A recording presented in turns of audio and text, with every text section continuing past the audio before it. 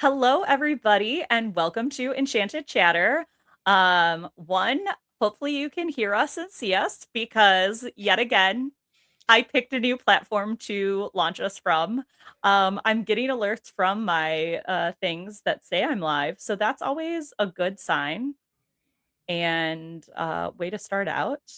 Oh, good. I got confirmation from my lovely tech department, aka my husband, who watches all the episodes, that he can hear us. And I'm so excited because I'm here with Jen Shanted. How are you? Hi, I'm doing great. How are you doing? I'm wonderful. I'm super excited to have you on the show tonight.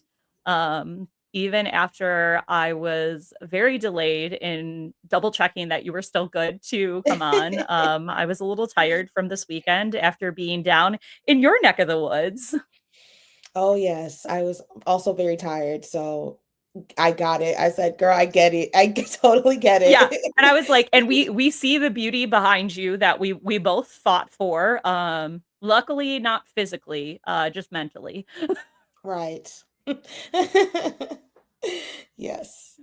We were chatting a little before we went live and joked about one, how we met in person finally, which was at the Diet Coke Invitational, where we kind of ran into each other and like didn't connect the dots at first, and then we're like, wait, oh yes, I invited you to be on my show.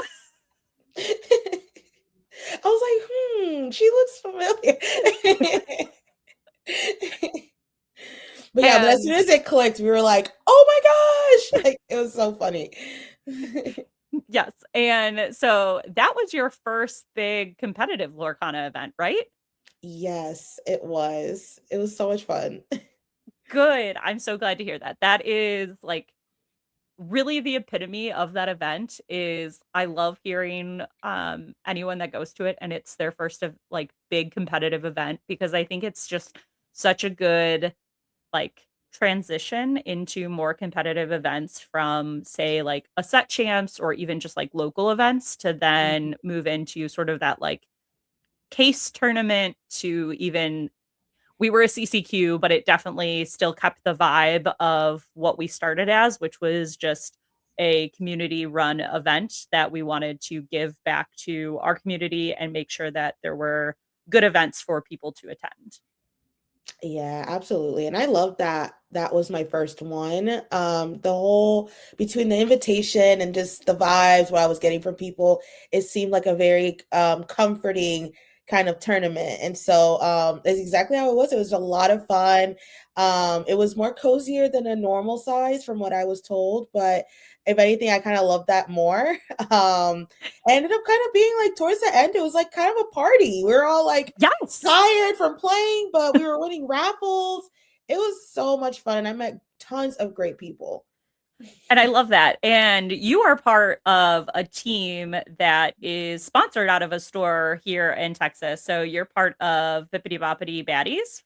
Yes, I am. I'm one of the new recruits, I new love that. members. Yeah, so excited that I was able to meet them at the CCQ, and we also got to do set champs there as well.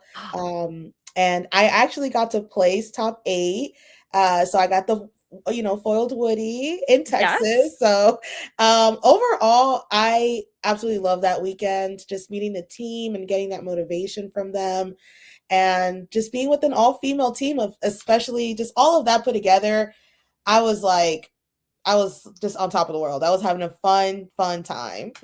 I love hearing that.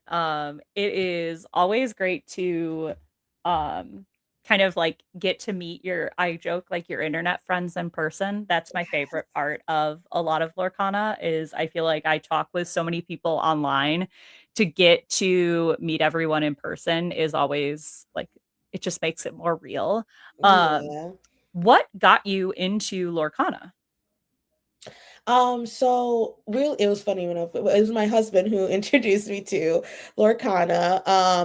I've always been played video games mostly like on the Switch and on the Xbox. So but I was kind of in a little rut. I was didn't have anything to play, and so my husband was like, "Hey, why don't we try this card game?" He already plays TCG, other TCGs. So he was like, check this out. And At first, I was a little hesitant because I've never played a trading card game. And when I think of the others, I think of very difficult language, things like it's like another language. I just couldn't get it. So I was like, I just told my husband, like, I don't know. But then he showed me, my favorite princess characters, which is Belle. With I believe it was with Arcasia's Island, with the Okay. Belle and Beauty and the Beast starter deck. And once I saw that, I was like, all right, You've got me. let's learn. Yeah, you got me. Let's learn. And definitely took a while, like I said, but it was fun. I loved it every second of it. My husband's a pretty good teacher too, so it was nice. That's awesome. So it's very similar. Um I'm a big board game person. I'm a PC gamer when it comes to my console gaming. And I have dabbled in other TCGs, but like very kitchen table, like casual play. Mm-hmm. But have always been like a huge Disney nerd at heart. So when I heard about Lorcana, I was like, yes, this is my time to finally get into a trading card game. And at first, I was definitely a little hesitant because it is intimidating to like start playing and learning a new game. But I Yeah. think that Lorcana is in such a good spot to um, be a first TCG for many people because one, obviously it's still very new, so we haven't gotten to the stage where there's like overly complicated mechanics. And I think another piece that like I love about the game itself and a way to like get new players into it is a lot of the cards do what you think they would do in the sense of like if you see like Kronk on a card, like he's big and beefy, so he might have like a resist. Or if Right. you see, you know, some of those characters that you love, a lot of like the art on the card plays into the mechanic of the card. And I think Yes. that as silly as that seems, it does make it a lot more like attainable for someone walking into the game for the first time. And I know a lot of other games do similar things where their art styles match the cards, but I think it's a little bit different when you think of Disney as an IP because I think we all know and love those characters and have a lot more like knowledge of them. Oh, absolutely. And I feel like it adds an extra sense of connection. I feel like with the characters, like even with Pixar too, like with the heroes, like you have Dash who is Rush, Yes. and also can quest, so super fast. So just seeing that, I now when I see the movies, I'm like, oh, that's my guy Dash. Like whenever I pull him out, I could go and quest him without even have to wait for him. So yeah, I feel like it adds that extra connection, especially for new players. So 100% agree with you. Yeah. So I'm curious if you so like right now we have a great card pool. Um what is your favorite card? And we can say like out of all that have come out so far, and then we'll do a secondary since this is like the first week with Attack of the Vine. We'll pick a favorite card from Attack of the Vine. Okay. So two, we're gonna do two. Yes. Okay. The first one, which is happened out of nowhere, actually happened during CCQ, is it's I believe she's chapter or set 5 or 6. Is it Tiana? Is she's uninkable? And you have to pay 3 to do damage, or you have to pay 3 to do damage, When she's or else it's -3 attack. Yeah, when she's exerted. yes. Oh, Uh that's my girl. I love her. yes, I the absolutely love Amber her. Tiana there is Yes. fantastic. I'm trying to think of her sub name. Restaurant owner. So Yes, whenever this yes. character is challenged, a character of yours is challenged while this character is exerted, the Challenging character gets -3 strength this turn unless the player plays 3. This card is awesome, and it's very funny because when it first came out, everybody was kind of like, "Mm, she gets banished too easy. That like this is not playable." And then she Mhm. had her time in the sun, and it was wonderful. But it was very funny because I remember I literally gave some of these cards away because I was like, I have my playset. Here you go. They're 2 cents Right. right now. And then they jumped up, and I was like, "Ugh, I regret my choices." Yeah, and she's, 2 what is it? 2 attack, 5 willpower? She is a 1 attack for 1 attack willpower. for 4 willpower, yeah. Same with me. I didn't, really take her seriously as much. I think I also gave, like, 2 away and kept 1. But then when Dale came out from Wilds, I was like, "Wait, I Wait a need minute. her back. I need her back." Because then she'd be 4 attack, 4 willpower. So she becomes really strong and kind of a headache for my opponents. So Yes, absolutely. That's a great pick. I have a very easy pick. So if you can't tell from all of my books behind me, my favorite princess is definitely Belle, with a close second being Merida. And my favorite card since it came out has been Belle Accomplished Mystic. So much so that she now has a permanent place on my leg. oh, I um, love. yeah. So I love that card. I actually played it in my deck for my first ever DLC, which was DLC Chicago back in Oh, season 1 of Lorcana. So that was a really cool card. I played it in a Jafar wheel build, which was a wow. little off meta for that event, but it was something that I was really comfortable with and knew I would have fun with throughout the day, so that's why I went with it. Um, and that card is just so much fun. One, the art is incredible and just keeps getting better Beautiful. with every iteration that they have come out with. And Yes. then just the moving damage is always a really strong ability within the Amethyst steel builds. We've seen that with Cheshire Cat a ton. Mhm. So it's been a really fun card. And initially, when I first played it in my deck, it was a newer card that when it came out and when I was playing with it in Chicago. And I used it as like a confusion card, sort of, as I like to refer to them. I'm sure there's an actual technical term for it, but I don't know that.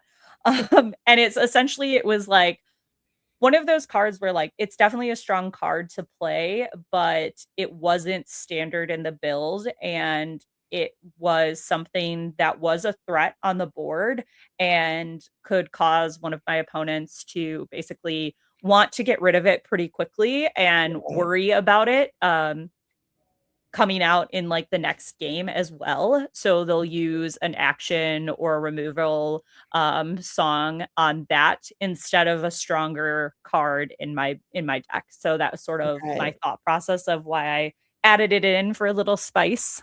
Um You know, it's funny, I do the same thing. it's I try not to stick to the full meta because of those reasons. You wanna throw a little wrench in their thinking, and see, "Oh, what are you gonna yeah. do? Or you haven't seen this."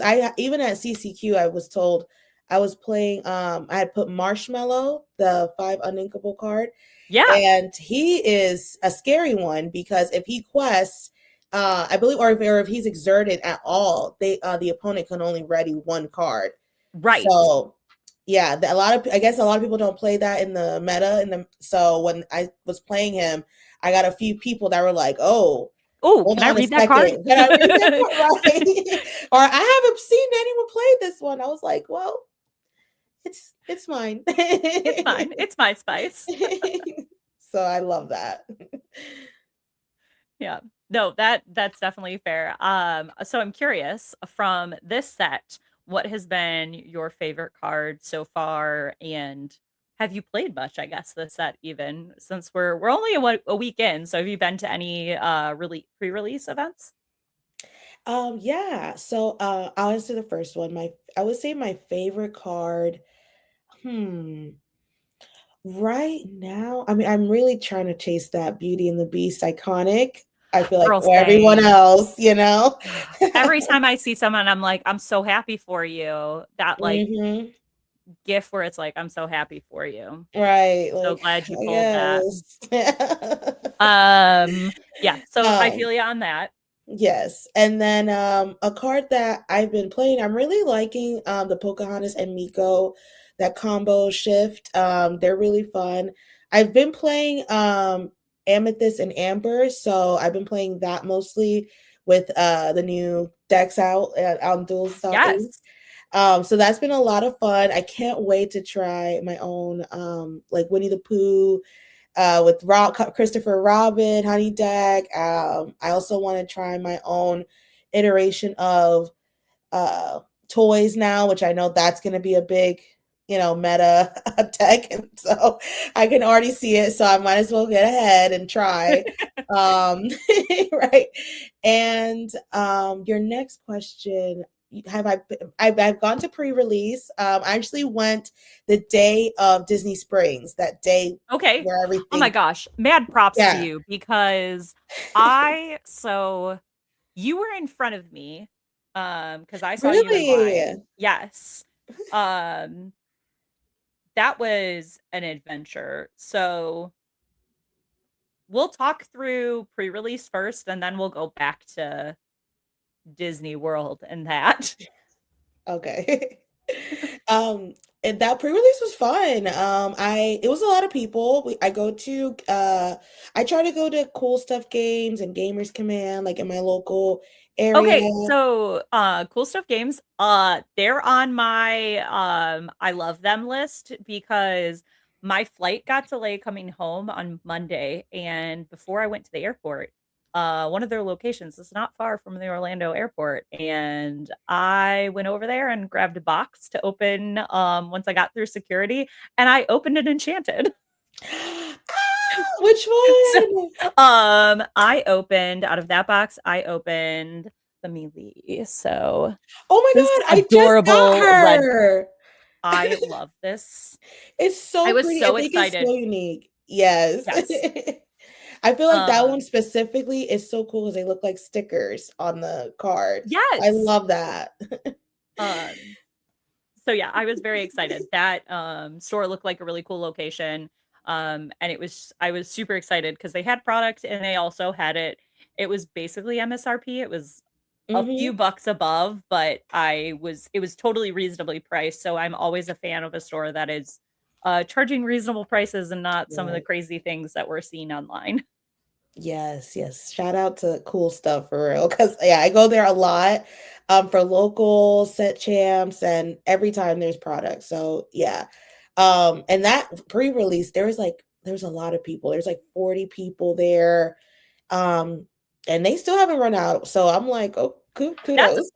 Yeah, that's awesome because so it's funny you say that because I was down in Orlando for the weekend and from what I knew, I decided to focus on being a Disney adult at the parks versus playing Lorcana because I knew I could play some events when I got home because most Right. of our locals will do they'll do like a pre-release over the weekend, but they'll also do on our normal weekly league nights pre-release. So I have been able to. Last night, I participated in a pre release event and had a blast. I did not pull anything super exciting, but it was still really fun. Um, That's awesome. but it is, I heard many people talking over the weekend that like they looked Friday night and all of the pre release events were sold out already. And I was like, yeah, I'm not surprised by that. Everybody and their brother is here. Right. With, Yep. Yep. And what's uh, crazy that I would say a highlight from that pre-release, I actually pulled an Enchanted what'd from you there, pull? the Buzz and Woody Enchanted. But that wasn't the craziest part. The craziest part was there was two other people that also pulled the same Enchanted.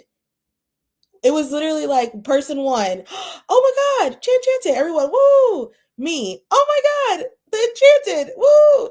Another person, oh my god, it was the same one, too. We were like, wait a second. That But is that was wild. literally bonkers. Yeah, we were like, what? That's super cool though that you got to pull one out of was it out of the pre-release kits? Hmm. Ah, Yeah, even yeah. better. I'm jelly. That was like last set. There was somebody that pulled two, I think it was two Buzz or two Meridas. I want to say it was Buzz, two Buzzes out of their pre-release and posted the picture online and people were like, "This is fake." And I was like, "No, this was literally somebody from my locals. I saw it happen." Oh, So some of those pre-release boxes are definitely busted. yeah, yeah. Three Woody and Buzz Enchanted. That's crazy. Yeah, absolutely.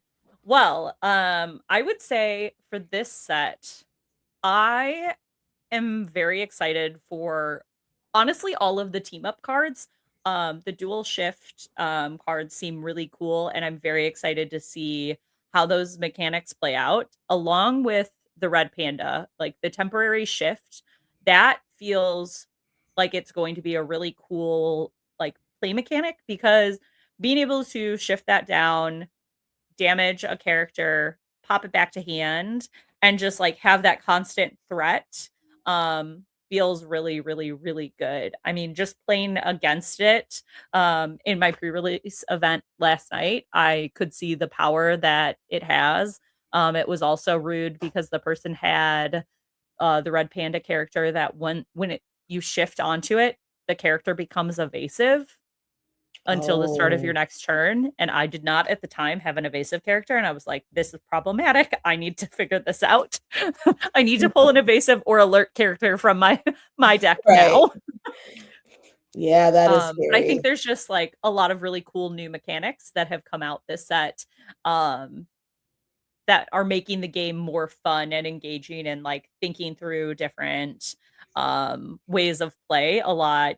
That makes me really excited. And Oh, yes. honestly, I think this time, I feel like for Fable, I was not as excited for rotation, but this time I felt like one, I think everybody was kind of over dogs, and two, I just Oh. think like since we knew this set wasn't going to be a whole bunch of reprints, it makes it a lot more exciting and I feel like there's just a lot more positive talk about the next meta versus where we were at, 4 sets ago. Yes, yes, I definitely agree. And even for me and a lot of like I call it my little cohort of people that joined around the same time, um, which was around I would say after Fabled for sure. Okay. Is that We when you started to really shift to like a little bit more yes. competitive play? Okay. Well, for me, that's after Fabled was when I really started playing casually. I went from collecting to playing. Then around Winter Spell is when I started playing competitively. Which Awesome. a I lot love of my that. other yeah, a lot of newer friends of mine that also have do content creating also started around that time. So for us, we're kind of just looking around and seeing how like everyone else who started since the beginning we're kind of observing their like how they do things. And for people like me who are like, well, I just want to catch up, I really had to like play and play, practice, practice, practice. So now, like even for me now, I don't know much about dogs until CCQ. Once I got into CCQ, I was like, oh, okay. I see what you guys are talking about. You guys need those Ursulas, you guys need those Eleanors and all those cards. Yes. So yeah, so for me it's like I'm really happy with this new rotation because I know I it feels like I can now be in a clean slate with everyone else. But it was kind of cool learning from everyone. So yeah. Hello, Melissa. I think that it's really cool to see that you kind of were started from the collector angle, moved to like a little bit more casual, and are now moving to the more competitive side of things. How has that like journey felt for you? Has it felt just kind of natural the more you play? the more it feels like you can play in a more competitive manner? Or was there like a turning point for you that made you want to play more competitively? I think for me it was more natural. I've kind of always been a natural competitor. I've always liked to play, like you said, play board games and video games. And so for me, once I started, I was playing with my husband, I got kind of tired of that. And I was like, all right, let's start You got going to tired of local. beating always winning against him, so you needed to, like, Right. find some new competition? I understand. I have a Exactly. similar issue. Even if you create like 100 decks, you're gonna get tired of playing with the same Yeah, person. exactly. So, I was like, "Well, you know what? Let's go check out locals." Then we started going to locals. Then we were like, "You know what?" Because my husband's also a natural competitor. We were like, "Man, we could go up the ranks and he like in our Yeah. community." And so, that's kind of been like a little journey together. And I'm glad that he's always going with me to different games and always giving me like good advice. We're kind of like best friends, I love that. type of thing. Yeah. So, and now I actually, I also go to ladies local night on Saturdays. And so now I have my little side, with the girls too, and then now I have my team as well. So I have a lot of different groups now that I can just go and play and what is it? Try out my deck, test it out. Yeah. And so yeah, it's been such a great journey. And the fact that I started this in February, I started content in February. So the fact that it's gotten this grown as this much, this community for in my life, it's honestly incredible. So yeah. That's awesome. It's Mhm, super cool to hear that you have, like, a ladies' night at one of your locals. That's fun. mhm. I'm a little jealous. That's the downside of Dallas. We have a lot of women that play, but because Dallas-Fort Worth is, like, spread out so much, it's kind of hard to pick, like, one location that we could do that at and, like, all converge because we live all over the place. But I know Right. a lot of, like, your teammates that are in, the Dallas-Fort Worth area or are towards the Dallas side, and I'm over on the Fort Worth side, so we run into each other plenty during set champs time, but not as much, like, in between that. Yeah, no, I totally get it. We try with me, I usually have to drive like about an hour and a half to go, so I don't go as often as I would like to. But every now we try to at least do one big event a month. So Oh, that's awesome. it's That's every perfect. Saturday. Yeah, it's every Saturday, but one like that one day a month whether it's like the week before set champs, right? Well, all right, we got to meet up, get together and practice.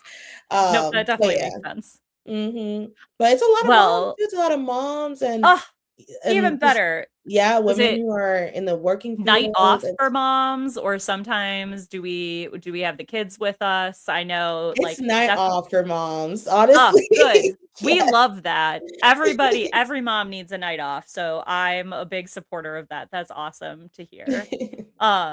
Well, I would love to shift our focus, which we talked a little bit about how we were both at the Walt Disney World release, but I would love to talk about it because we have two, I think, pretty good perspectives because I was over on the Saratoga Springs side, so by the Ubers and the Hilton Mm, Bridge, and you were on the okay. garage side. Were you in the Lime Garage? Yes. Yes, yes, lime God garage. bless you.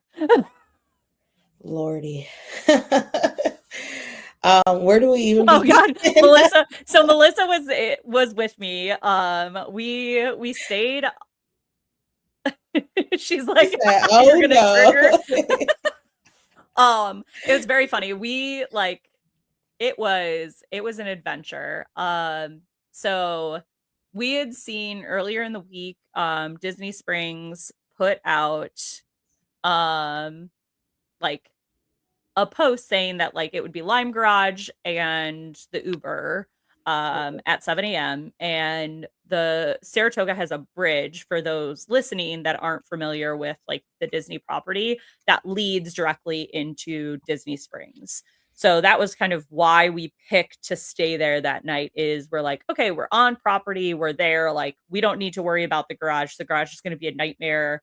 We know people that do pin trading and just like didn't even wanna touch that side. Right, yeah. Um, and Melissa knew but she had been to prior releases and had a lot of friends that had done basically every release. And the way it had worked, basically every event, or like every release before, was everybody would go through the garage and like the Uber side around 9 a.m.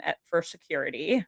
And they would meet roughly like where Stitch is in front of the World of Disney store, like maybe 100 feet in front of the Stitch.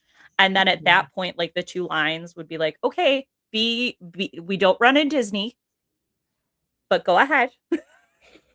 And it was like, there was some mass chaos, but like organized mass chaos.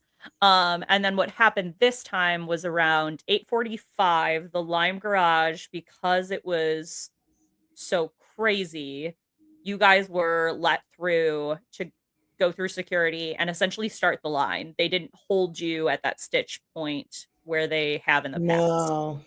Mm-mm. And Um, that's crazy. Yeah. so we were basically like hearing this and like, can you let us go? Like, this is like crazy.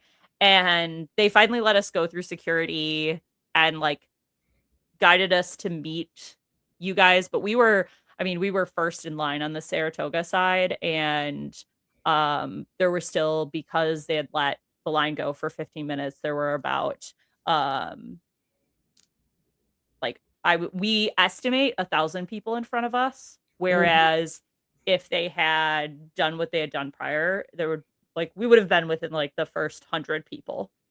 Right.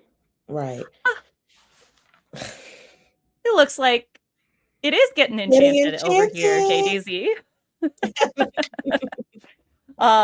So it was a wild experience. I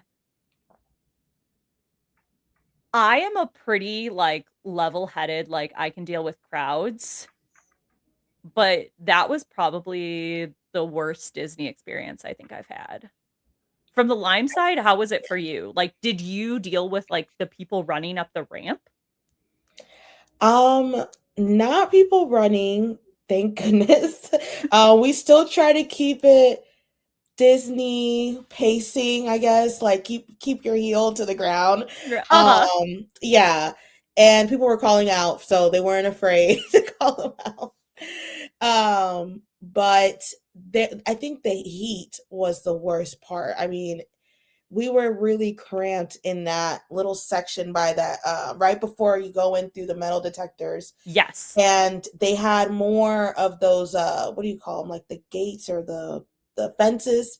They had Yeah. more. They usually just have them like in the first front of that line. Right. This time it was like all around. They had those gates up, and it just kept making us very constricted, so we were all like sardines like in one spot, and it was hot, and people were passing. I mean, there was paramedics, people were passing out.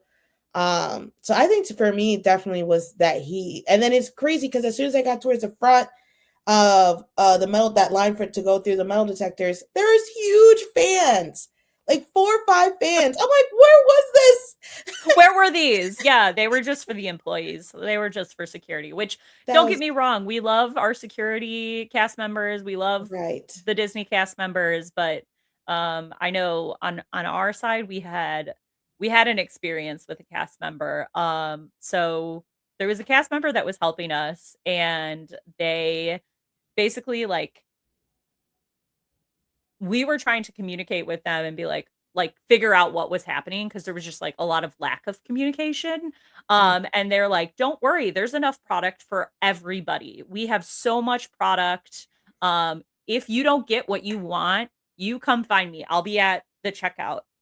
And we're like, okay. So like that kind of like gave us some faith that like, oh, maybe they increase like how many boxes would like be there, like how many boosters, how many playmats, how many of the princess collector boxes would be there. And then we got, so like I said, there were probably like 1,000, probably give or take like a couple hundred more people in front of us. Mhm. Um, and my group that I was with, we were the last people to get play mats. Um, Wow. like one person behind me got the last play mat. So there definitely was not, and booster boxes themselves were long gone Oh, by the yes. time They we were got up. gone after the first 100. Yeah, 'Cause I by think the that time I sounds got in right. line, they were gone. I was like, "Really?" I was kinda Okay. shocked. Yeah. That's interesting and good to know because we kind of went up to the person that like the cast member that had told us to find her if we didn't get what we were looking for, which booster boxes were one thing that we were looking for. We had a friend who was playing in the CCQ the next day and needed cards. Right. So um it was interesting to talk to them. They just like didn't understand from like a player perspective that like, oh, you would need a a box of boosters to get the cards you need. So she was very nice in that she listened to us, but it was just like very misleading that she's like, "Oh, there'll be product, all the product will be available by the time you get up there." And then when we came to her, she's like, "I can't do anything." Which is like a very weird occurrence to happen at Disney. I feel like they train their cast members very well and Yeah. not Yeah, to get yeah. into a situation like that where you're basically lying to the people waiting in line, and I don't believe that was her intent by any means, but it was definitely just, like, not a good experience. No, and that yeah, that experience was a lot. I've gone to concerts. I've done, the whole lottery, like, I've gone to Japan and waited lines, I mean, just to get into Tokyo Disney or Mhm. whatever. So I understand lines and how to get through them. This Well, yeah, I'm a was big Run Disney crazy. person, Yeah, so I understand the line system and the right. Disney World of, like, getting things. I will be learning a new level at D23 this year. I've been told that that's a Ooh, whole noth another experience. So I will report back on that, but I really hope that for the next release, we see virtual queues. Um, I think that a virtual queue is probably the best solution for this, because um it's very much a fair system, so it definitely, it leaves it up to chance, like, which don't get me wrong, that scares me. I would rather be able to, like, get in line and wait and know I'm gonna get something, but at the same time, it's it's fair, right. and you have to be within a certain radius of Disney to be able to hit that virtual queue button, and now, to my knowledge, I could be incorrect, there isn't really a way to bot the virtual queue, whereas, like, if it was sold online, you can use bots to buy things so, like, scalpers can get it that way, but, with the virtual queue system that Disney has in place, I'm not familiar with a way to scam the system, so I think it could be Mhm. very fair in that sense, so we wouldn't see that happening, but it was Right. really interesting. I know I saw Zenulus and Color in line behind me, and they were way behind. I mean, the line looped quite a few times, and they said, I think not far behind them was where they cut off the line, which I found really interesting that at some point they decided to cut the line that was there and tell people there wasn't any product left Yeah, that was so weird. I was because yeah. there was product left, and I understand at some Yes. point, like, you have to, like the store has to be open to the general public a little bit better because it was so hot, we were looping inside of World of Disney, like, a very interesting way Yes, agreed. through basically the whole store. Whole store. Um, so I understand that we were kind of disrupting, like, normal operations within the store, and I definitely can respect that, but it feels bad that I do know at some point people were able to loop the line because basically they, like, stopped the line and sent everybody out of it, and then both registers within World of Disney had the princess boxes, and people were able to, like, kind of loop and get multiple boxes.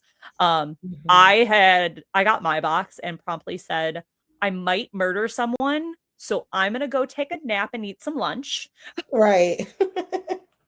and took my butt back to my hotel, which I am happy I did. I'm a little sad I don't have more boxes because I would have loved to have, like, a playset, but at the same time, I probably still would have been annoyed with people who were, like, buying the boxes from other people as they came out of the store, Oh my um, gosh. which is just, like, sad because, I mean, we kind of know that's the nature of the beast at this point, but it still isn't great to see that, happening, and knowing that's why people aren't going to be able to, like, easily access this product, and there's 2 sides to the coin, like, it's, you know that you need popularity and you kind of, to a degree, want scalpers, but also you don't want them because as a player or collector, you wanna be able to get the product, so it's a weird place to be in. Right, definitely. Yeah, it's so weird right now, and for me, that's still learning. I'm like learning as I'm so things like scalpers or resellers. I'm like, what is this? Like, what Yeah, why no, are you that's guys a trying to take my things? Like, don't take my things. and I know we have a bunch of writers that came in from JDZ, so most of the people on here are going to be, like, people that are invested in the game and have been invested in Lorcana and other TCGs for a really long time, but, stick with me for anyone who is newer. I would love to share, like, the difference between a scalper and I would say, like, somebody who's flipping a product is, um, I would define somebody who flips product as, like, somebody who's funding their own hobby, so they will probably get one for their own collection and then sell another to be able to afford, like, their trip or to be able to afford buying more cards. Right, And then on the flip side, a scalper is somebody who basically goes in with the intent to buy as much product as they can and sell it at as high of a profit margin as they can. Um, and that's where we see those, like, we've seen a lot of, like, Pokemon bros, as I feel like a lot of mhm, people refer to them, coming into the space and getting a lot of, like, headlines from Buzz, and we saw a graded Buzz sell for, I think it was, like, what, $70,000, which is yeah, insane and life-changing. So, I think in my brain, that's the difference when you hear somebody say, like, "Oh, they're flipping versus they're a scalper." I think there is, like, mhm, a difference. right, And I right, definitely don't fault anyone who flips product to fund their hobby because, yes. as we all can relate, this is a very expensive hobby to have. Right, right. I mean, Um, even for me, because my husband ended up getting my a mat, and I ended up getting one too. He was able to trade a mat for the Fable Mickey mat. yes. Mhm. So that 100%, I agree.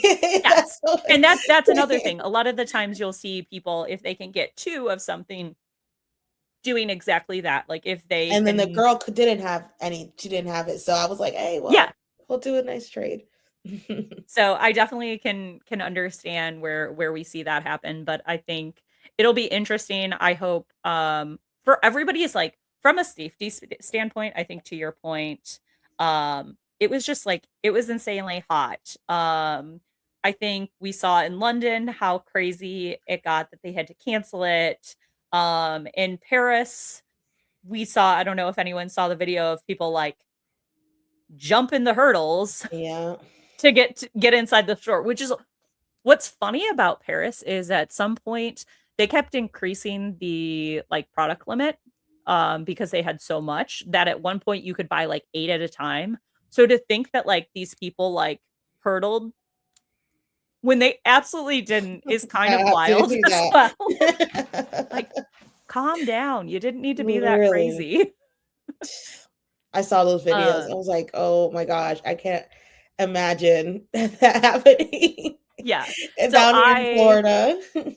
I really hope in Florida that they switch over to the virtual queue. I think just it also makes a better experience for all of us because essentially I I assume it would be similar to Run Disney events and how the virtual queue works. So essentially, you get a shopping time, and you like go to World of Disney. Say your shopping time is at 10 a.m. when it opens. You can be at World of Disney at 9 a.m. Right. and Yeah. be in line. And then once your time hits, you can go inside. And if that like they manage the crowd that way, it just makes it better for like the poor woman who was trying to get to a cake decorating appointment, had no idea there was a Lorcana release and like couldn't get through security on time. That type of stuff, it like helps with the crowd management as well as just making it a good experience for everybody there. Right. Yeah. I would have been extra devastated if I didn't get anything. It Kim, was something we would else, have we would really. have gotten you through. I will say, Kim was so kind. There we go. That candle setup still exists in my living. She lit a candle for us, because she was worried about how crazy it was. And I need you to save that candle because I do already have a room booked for the next release. And I And keep we're gonna joking that need I more. forget what happened at this release by the time the next one comes I don't out. know And if I'm I gonna love go to the wait, next one, in this honesty. is it's hilarious. This is my husband, and he's like, "I'm sorry, what?" A what? And this is where I go, "You knew I was going to Disney in October. You knew about this trip." That is too funny. Yeah, I don't know if I'm gonna go to this next one, if it's gonna get crazy, but who knows? I say that now. Wait till October hits, and then I'm like, "Come on, guys, we're going to pre-release." So I So, will say, like, I'm gonna be optimistic, at least for the time being. I I know that so on my side, for anyone familiar with the Disney content space, Bippity Boppity Beard was in line a few people behind me, and he was talking with some of the Disney cast members and somehow got connected to like the head of merchandising that was wow. like there and talking to them about like ways to improve the event. And I know um, some other people that were able to send some feedback to the Ravensburger team directly. And I really hope that they listen. And I think that they got feedback to the right people. So I really am hopeful that we see some of that feedback put in place before the next one because I think I had another friend with me that this was their first release at Disney World and they basically just due to people yelling and just it being very A stressful, lot. had a bit, like, of a panic attack, and that was really terrible to have to help them through, and Right. just, like, a really bad first time experience, so I really hope that we can adjust the process so that doesn't happen because, not only did that happen, to your point, you said there were people passing out, Yes. and we don't want any of that to No. it's cardboard. And there were so many kids out there too, so it's yeah, we just need to make it easier. Like you said, maybe a virtual queue. And they do that for the artist signatures too. So there is a Which was system in so place. it was interesting. That was another piece of the puzzle that I found very interesting. So, in Disney World, when you got basically up to the register, you were asked if you wanted to be put in the virtual queue for the artist, Yep. which I had mixed feelings about because it essentially meant if you wanted to meet the artist, you had to have a good place in line as well. Because at some point, the virtual queue fills up. And for the artists, like, and the time that they can be there is going to be Right. how many people they can get through is going to be a lot less than like the line allows for. So my thought process is like, those should probably be something that like anyone can sign up for the virtual queue for the artist versus only people in the line because maybe if you kind of gave up on the line, you could go over and Right. see the artist instead. Or if you were sort of towards the end of the line and realized you weren't going to be able to get product, at least get to meet the artist and have like some good experience out of out of the event. Right. Listen, I think we need to turn this into a Chick-fil-A line. We need awnings, we need fans, we need attendants holding the fans with virtual clipboards or something. So yeah, I definitely think we I need love something in place. booking my flight ASAP. Well, Him, yes, you talk to Melissa and I. We've got you. right. Um, yeah. So it was definitely an event, and I think there were lots of learning experiences. I lived through it. I didn't end up in jail, which um Missy Enchanted and I kept joking that was our goal of the day is to not end up in jail. I saw her too. I was like, I know. I could see it. I could see it. Yeah, We were both of us. both like, we were both like, we're over this. We're over this.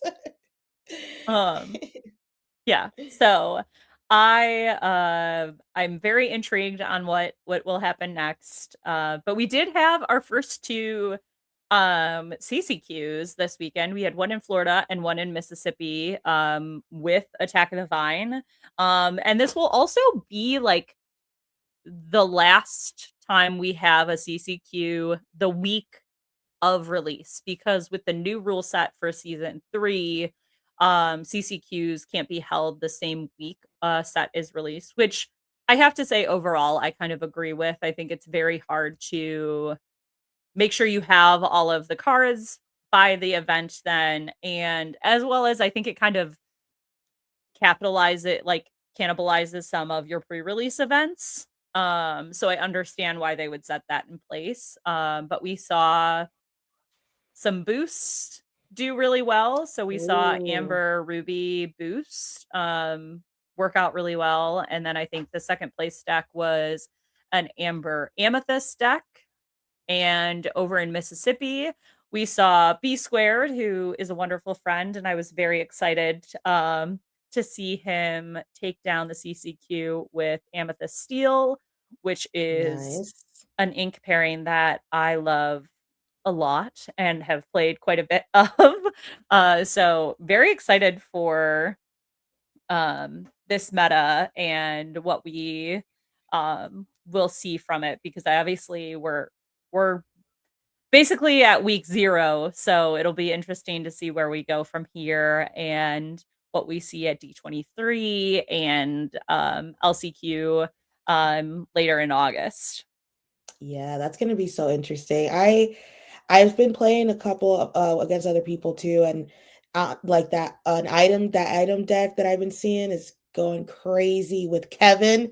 That you just put him, you quest and you put him back in your in your top of your deck. No, That's no, no. crazy. So one thing here, we don't tell anyone about item decks. Those don't exist. Anyone who Oh, heard anything about items are not a thing. We don't play those. We don't play Sapphire here, not in this house. Uh, I hate playing against any Sapphire decks, so that's always my joke. I'm like, no, no, no, those don't exist. don't not here, no. But So it's crazy because I was playing against one that was using an item deck, and I was like, "Oh, I got this in the bag. Like, I'm just gonna do what I do." mm-mm, Oh mm-mm. no, they false sneak up false on sense you. of security, and all of a sudden Yeah. you're at 18 lore, and then they wipe your board and somehow manage to meet you back up there at 18, and all of a sudden they win the game. So nope, i With like i two have been people, there. two characters, and I'm like, and like Yep. 14 items. I I feel that closed in my my soul. laptop for that day. I was like, I'm done. No more webcam games today, no more webcam Good. games. Yeah. So I can definitely relate to that. I'm very excited. I am hoping to playtest with this Amethyst Steel list that B Squared was playing. I love the build. I think it looks super fun to play. So I'm excited now that my Disney trip is done. Um and we have the new set out. I kept joking before for like the last like